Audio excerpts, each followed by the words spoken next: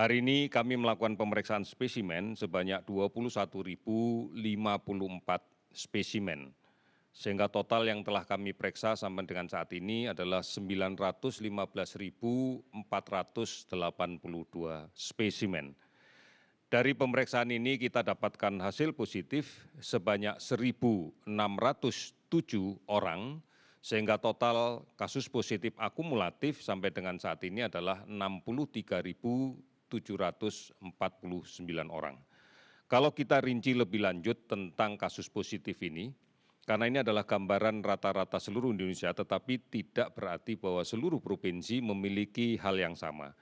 Kita lihat beberapa provinsi yang hari ini melaporkan penambahan kasus cukup tinggi. Yang pertama adalah Jawa Timur, menambahkan kasus positif baru terkonfirmasi sebanyak 552 kasus baru. Dan juga melaporkan ada 154 yang sembuh. Kemudian DKI Jakarta melaporkan kasus positif yang baru adalah 257 kasus, dengan kasus sembuh sebanyak 286 orang. Jawa Tengah melaporkan 208 orang kasus baru dan melaporkan sembuh 50 orang. Kemudian Sulawesi Selatan melaporkan kasus baru 136 orang dan kasus sembuh 95 orang. Jawa Barat melaporkan 106 kasus baru dengan 17 orang sembuh. Kalau kita lihat secara keseluruhan, maka kita bisa mendapatkan ada 18 provinsi yang hari ini melaporkan penambahan kasusnya di bawah 10. Dan ada 7 provinsi yang hari ini tidak ada penambahan kasus sama sekali.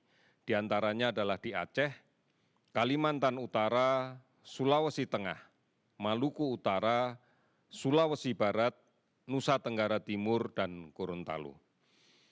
Penambahan kasus sebanyak 1.607 tidak dimaknai bahwa keseluruhan kasus ini masuk ke rumah sakit.